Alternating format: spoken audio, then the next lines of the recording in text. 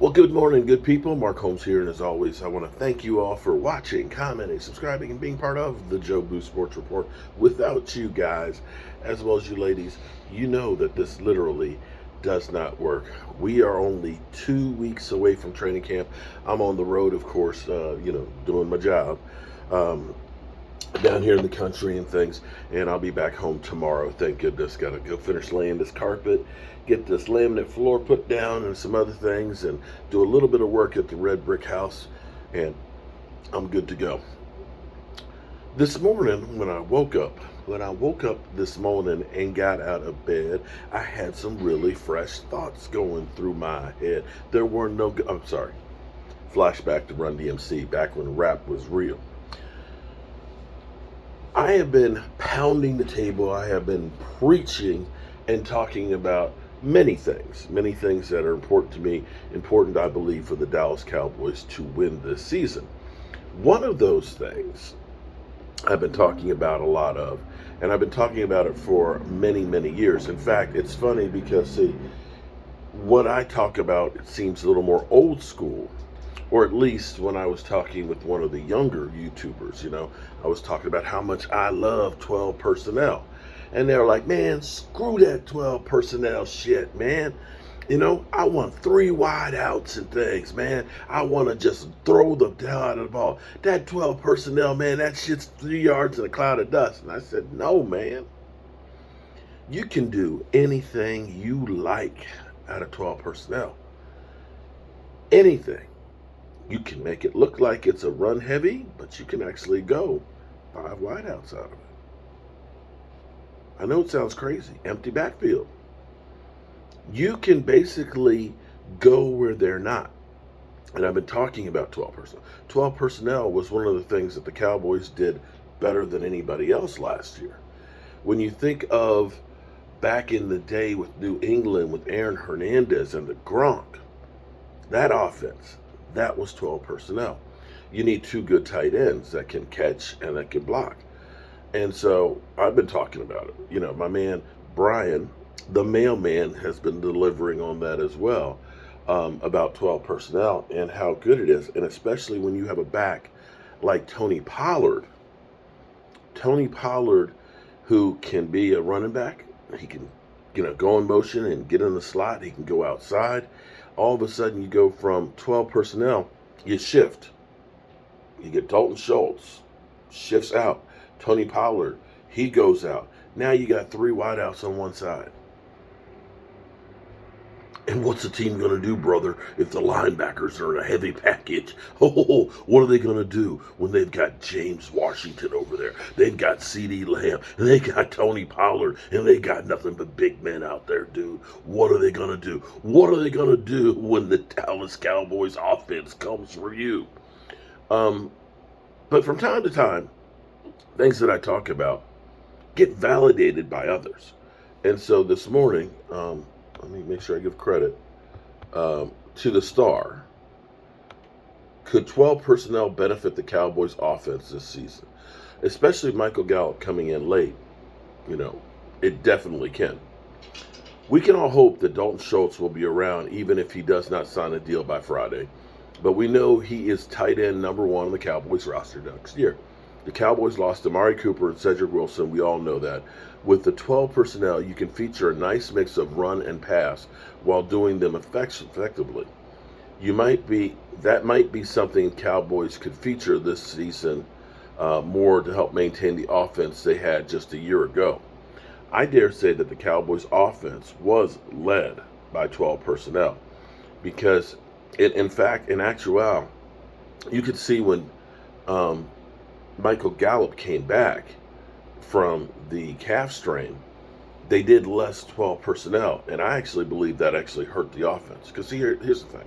Let me try and explain 12 personnel, okay? Traditionally, having 2 tight ends is a short yardage offense. But with today's tight ends are kind of like wide receivers B. You got wide receivers, wide receivers. Then you kind of have tight ends that are kind of the hybrid tight end wide receiver. And they catch just as effectively as your wide receivers. So Are the tight ends there to block? Or are they there to block? To catch passes. That's the thing that defenses have to figure out. And if defenses stay with a nickel coverage, then you got two tight ends that can block. You just running that all day because now you've got 7 blockers against light ass players. You can bowl right through them. If they go to 8 men in the box, then you've got now single coverage with your guys. And you go ahead and play action because this becomes effective, especially if you're able to run the ball out of 12 personnel. You end up faking the dive with Dak. Dak rolls out to the outside. And now you're putting the cornerback on an island. Do I come up and meet the quarterback and take him, or do I stay in coverage? And neither is a winning situation. Basically, one guy has to take care of the receiver and the quarterback. You can't win that way. You just don't. So that's where you can get some advantages with 12 personnel. And too many times with the Cowboys, my God, too many times with the Cowboys, we've been so predictable that teams knew how to defend them, And that's the thing about this. It's a mystery. It's a mystery of what they're going to do. So back to the article. If Sean McKenna does not take tight end spot number 2, I hope to see a lot of Jake Ferguson next season. I think Dallas should find a way to scheme some run packages together.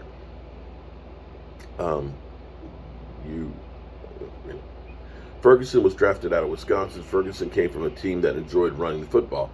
Ferguson was a factor in the Badgers' offense all 4 seasons, catching 145 passes for 1,168 yards, 13 TDs in his college career. Last season, he caught 46 passes for 450 yards and 3 TDs, earning first-team All Big Ten honors. When opposing teams send a 12 personnel group, many think the chances are pretty good that they run the football. So I would be all in for Kellen Moore using it to his advantage this season. Let's hope that one of our tight ends can match up against slower linebackers, or should be able to take advantage of them if they get the green light. Let's not forget the duo of Tony Pollard and Zeke Elliott. Teams have to focus on them before anyone in this personnel, and the hope would be the defense to focus much of the action on them, opening up big plays for others. They could mess around with Pollard and Elliott in roles that would play them when lined up in the set. The advantage of this type of sets are better blocking on runs that may help the offensive line, many receiving options, and the ability to move around on one side of the ball and keep the defense guessing. Dallas has a backfield that runs this effectively. Pollard could be a dual threat. Teams would have focus on him. It's kind of like what I said. Because the thing is the defense doesn't know. This is where you truly use Tony Pollard like an incredible weapon. And see, he doesn't mention it, but play action, okay?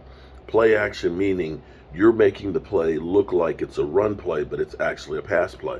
Because what happens is, the linebackers, they're lined up.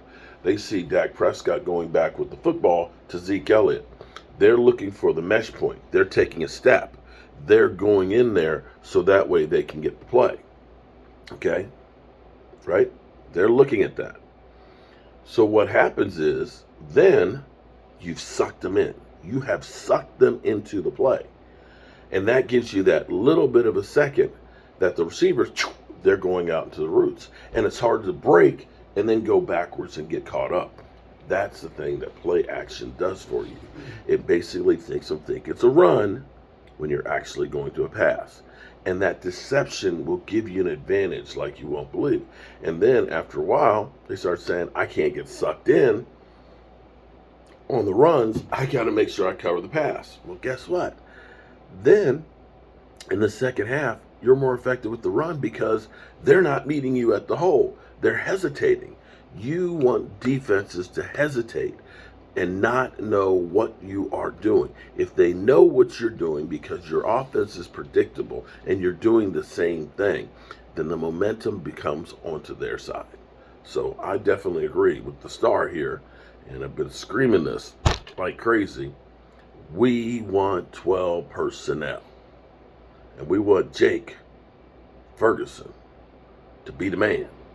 Jake, a lot of this is going to be on you, bro. Are you ready? Are you ready? I hope you are. All right. Got to get over here and get to work. I got kitchen sink that's got a leak that the metal fittings literally rusted out and broke.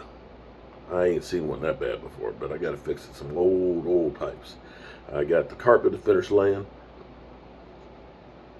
the laminate flooring to do, lots of little stuff. But hey, I'm happy that I got a job. I'm Mark Holmes, and I got the most incredible son in the world right here. I'll see you soon.